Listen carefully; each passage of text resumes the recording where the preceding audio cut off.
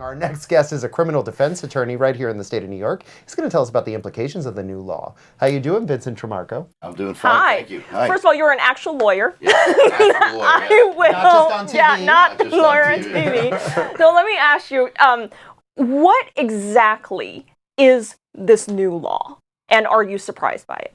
I'm actually not surprised by it. New York State being at the forefront of regulating something, it's.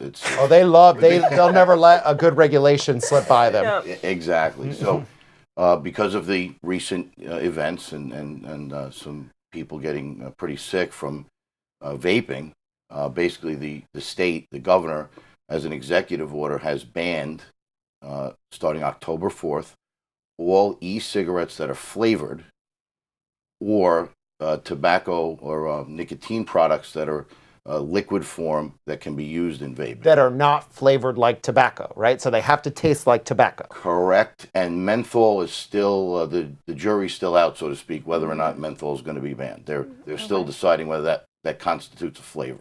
Okay. So right now, if I'm a shopkeeper, right, or an online retailer, right, and I have these flavored juices, we'll call them, for vapes, right, do I have to sell them before October 4th here in New York, or how does that work? Because they're still on the shelves right now. Yeah. They're still on the shelves. The ban starts October 4th. There's a 2-week grace period before they start enforcement. Okay, so according to the state regulation, the shopkeepers will have 2 weeks to clear it off. Therefore, it's technically October 18th. October 16th, I guess? No, October 18th. Technically, although what happens is when the law goes into effect, the products would be illegal, but they're not going to enforce it. They're giving an opportunity or a head start, so to speak, so that they can get these products off the shelves. Okay. Before it wouldn't be fair to just run in the next day and say, okay, you're going to get and it's a significant fine. It's $2,000 per sale. Per sale. Okay, what if hypothetically, I'm a shopkeeper, I just want to display it because it looks cool, but I'm not selling it to anybody. Do I get fined?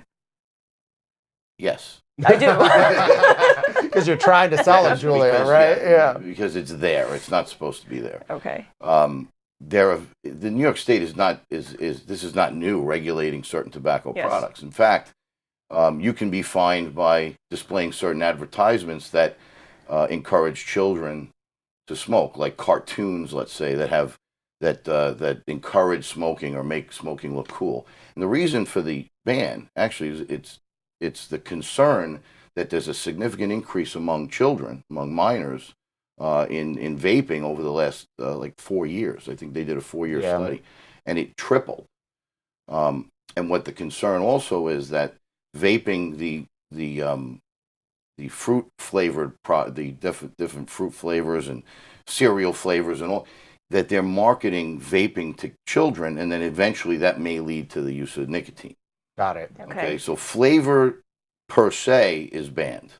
Any flavor vaping product is banned, not just nicotine, but including nicotine. And the federal government is considering following this as well. The Trump administration is floating this proposal as well. That's out there, and that would be sweeping if the federal government jumped on board with this. I guess the state is touting itself as the first state to be at the forefront of the regulation. Yeah, I mean, you heard us talking about this earlier, is whenever you ban something for certain people, it just becomes more of a reason to try it more. And then, yes, you can't get it over the counter, but there's always black market. I can also be in New Jersey in 10 minutes. Sure, or Connecticut, right? Yeah. So do you think the fact that it's banned in New York State, for the time being, it's not banned on the federal level, so would it encourage sales in the black market? Well, in New York, you're creating a black market, essentially. You've made it. So anybody that's selling these products is selling them illegally. The possession per se is not illegal. So now you have internet.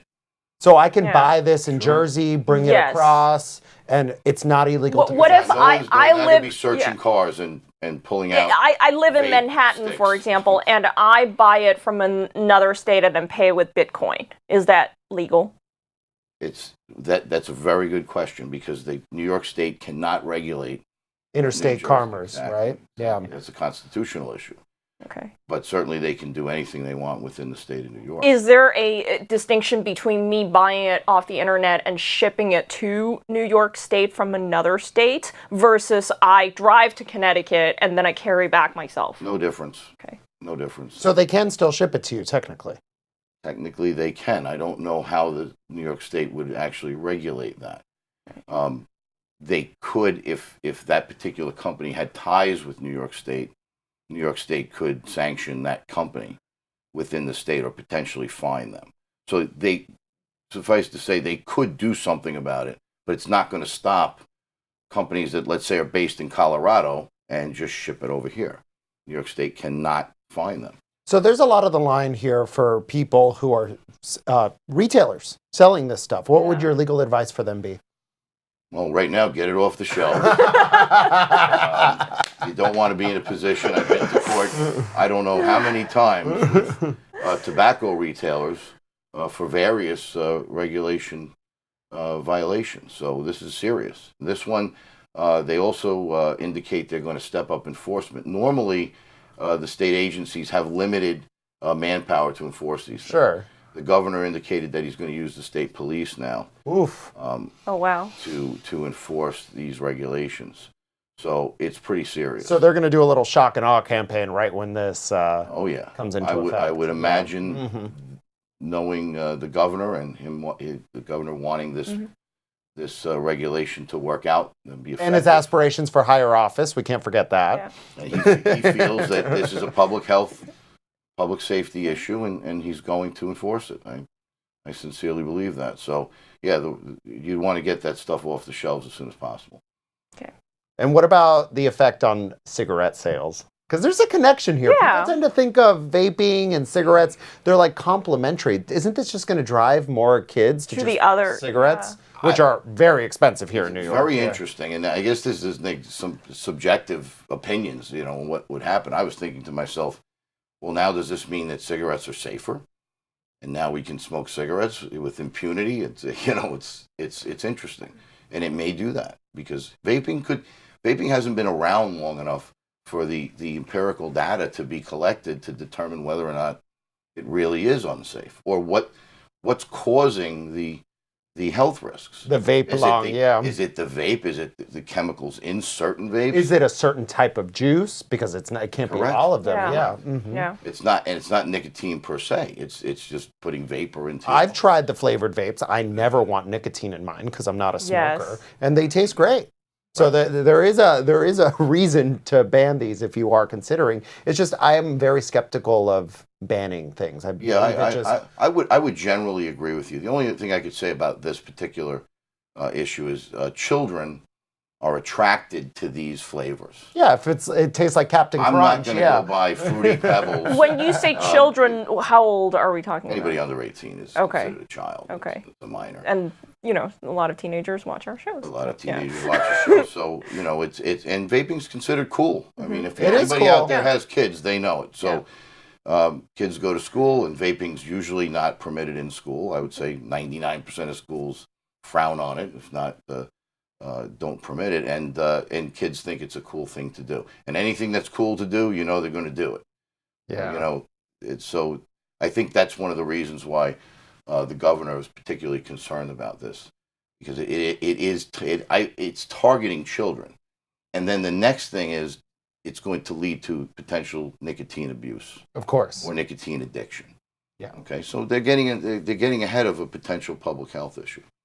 Okay. Well, Therefore, to wrap this up for our younger viewers who can legally do this, you can still go to another state to get it yourself and buy it there. I'm not telling you I know to do you this. can't advise that on TV, but I'm saying that's a way to get around the law if they wish to do so. If you can buy something from an out-of-state company, and it's the out-of-state company that's at peril for any fines or retribution from the state. Okay. All right. Thank you for coming, Vincent. Well, thank you for thank you for letting us in on this issue. Yeah. Anytime. Pretty important for our viewers. This is an important issue, and I think it's gonna bear itself out in the coming weeks. Yeah, especially. I'm really interested to see what the federal government. Yeah, me too.